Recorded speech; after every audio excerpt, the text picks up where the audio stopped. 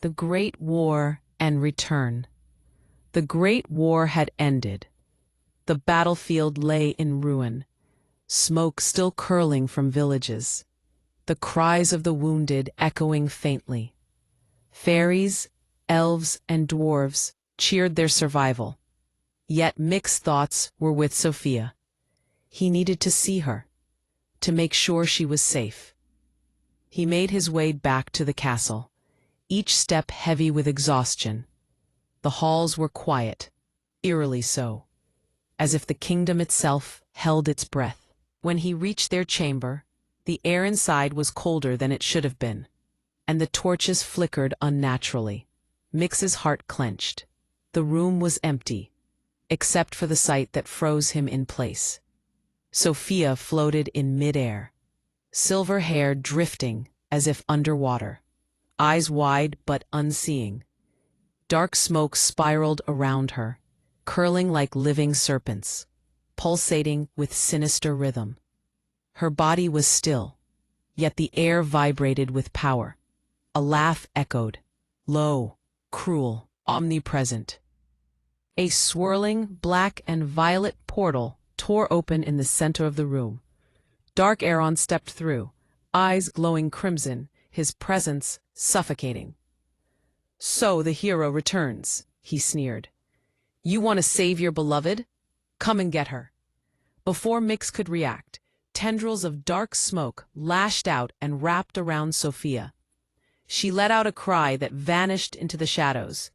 With a final, cruel gesture, Aeron dragged her through the portal. The underworld's landscape shimmered briefly, rivers of molten shadows, jagged obsidian cliffs, and Hades' looming presence awaiting them. Mick gritted his teeth. "Sophia!" he roared. But the portal had already swallowed her. Without hesitation, he leapt forward, plunging into the darkness. The underworld was a nightmare made real. Rivers of black fire licked the jagged ground, and the sky churned with violet and crimson storms.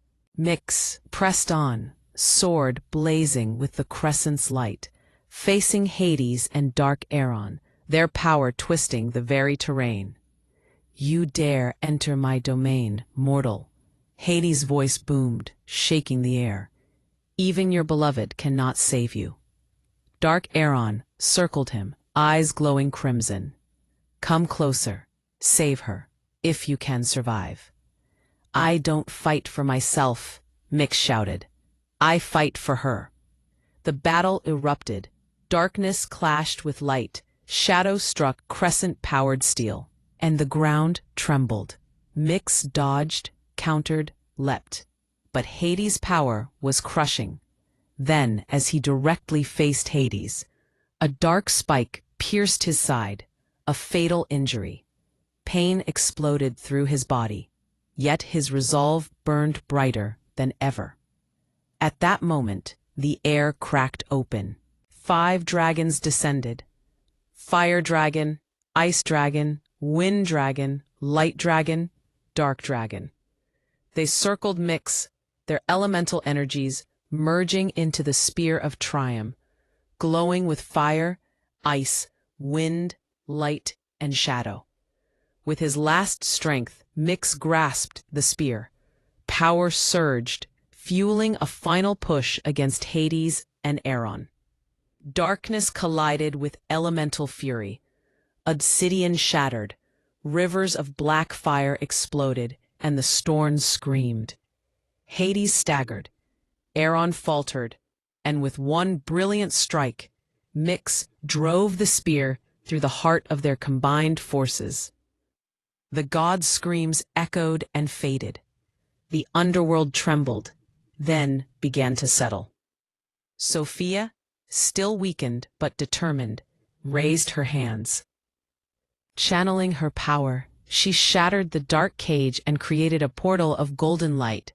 Mick, bleeding and barely conscious, clutched the spear of Triumph. Sophia's magic enveloped them both. He whispered, "Thank you." The dragons circled, letting out a roar, their silhouettes forming a protective shield as they guided Mick and Sophia through the portal. The underworld receded behind them. Dawn broke over the kingdom. Mix collapsed in Sophia's arms, gravely injured but alive, sustained by the dragon's blessing and her magic.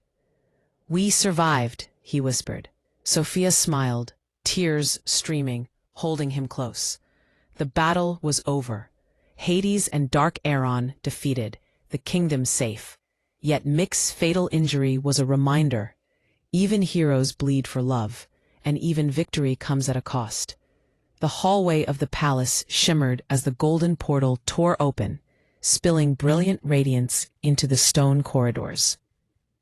From its center emerged Sophia, her body glowing faintly from the strain of her magic, cradling Mix in her arms.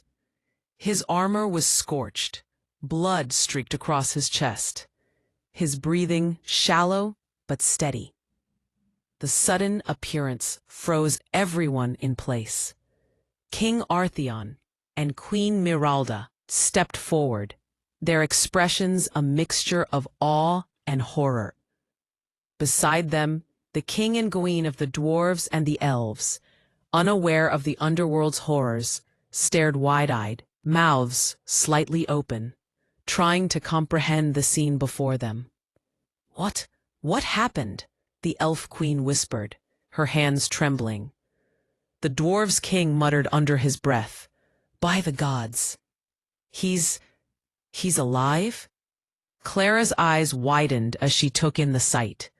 Mix, battered and bloodied, was in Sophia's arms, the very person she had secretly feared to lose him to. Tears welled in Clara's eyes, spilling down her cheeks, her chest tightening as emotion overcame her.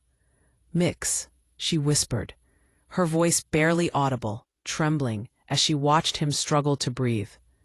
Sophia gently lowered Mix to the floor, kneeling beside him, her hands glowing as she channeled her remaining energy to stabilize him.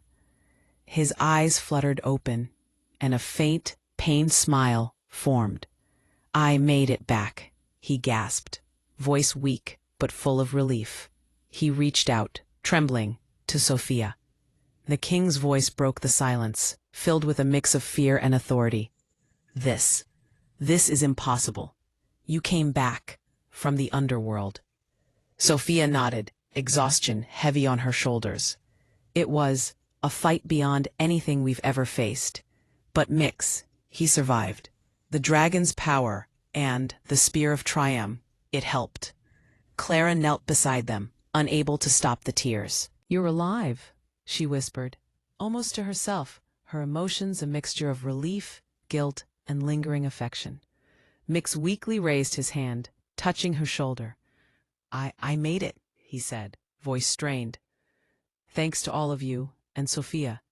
The palace fell silent for a heartbeat, the weight of the ordeal pressing on everyone.